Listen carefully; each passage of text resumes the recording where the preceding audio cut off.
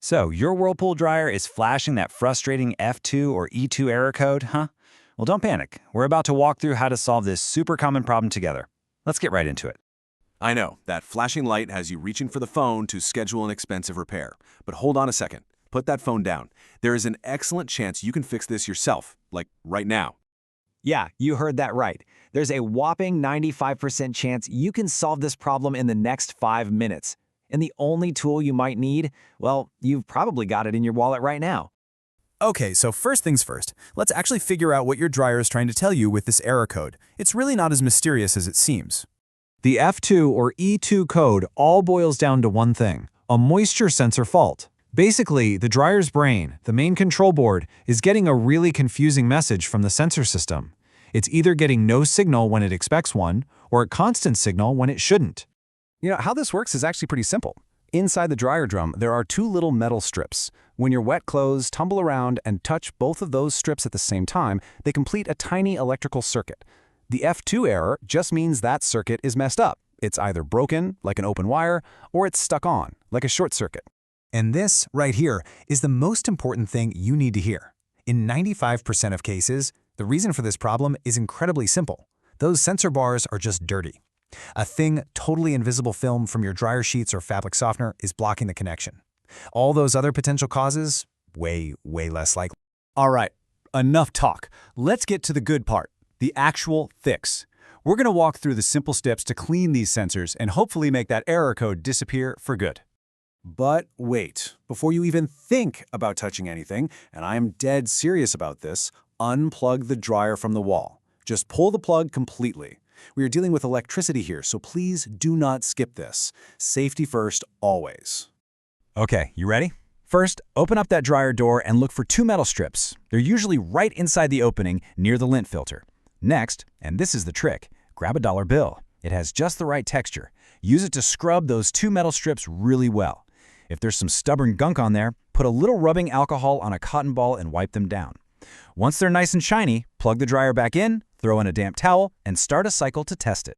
Now, this is a huge warning, so listen up. You might be tempted to grab a Brillo pad or some steel wool to really clean them, but don't do it. Anything abrasive like that will scratch the sensors, permanently damaging them. Just stick to a soft cloth, maybe some rubbing alcohol, or that dollar bill. So, what if you clean the sensors and that pesky code came right back? Don't worry. The next step is just a quick visual check of the wiring. With the dryer still unplugged, of course, just try to follow the little wires that run from the back of those sensor bars. You're basically playing detective. Look for anything obvious, a wire that's been pinched, a dark or burnt-looking spot, or maybe a connector that's just popped loose. Give the connections a gentle push to make sure they're snug. Okay, so if you've cleaned the sensors and the wires look fine, there's one last diagnostic test we can run. Now this one does require a multimeter, but it will tell you for certain if the sensor itself has gone bad. Here's how to think about it. A healthy sensor is like an open gate. No electricity can pass through. When a wet piece of clothing touches it, the gate closes and completes the circuit. A broken sensor is either stuck open all the time or stuck closed. Your multimeter is going to tell us which it is. Okay, with the dryer unplugged, find and disconnect the sensor's wiring harness. Set your multimeter to the ohm setting. Now, touch one probe to each of the sensor's metal terminals. Your meter should read OL, which just means open line or infinite resistance. Now for the test, while the probes are touching the terminals, reach inside the drum and bridge the two sensor bars with your fingers. The reading on your meter should change. If it stays at OL, or if it showed 0 to begin with, then you've got a failed sensor. Okay, let's put this all together. Here's a quick little cheat sheet to help you figure out what's going on based on when the error actually shows up. You know, the timing of the error can tell you a lot. If the F2 code appears after the dryer has been running for a few minutes, that almost always points to dirty sensors. If it pops up the second you hit start, you might have a broken wire. And hey, if you've noticed your clothes have been getting way too dry lately, before the error shows up, that's another classic symptom of dirty sensors giving bad readings.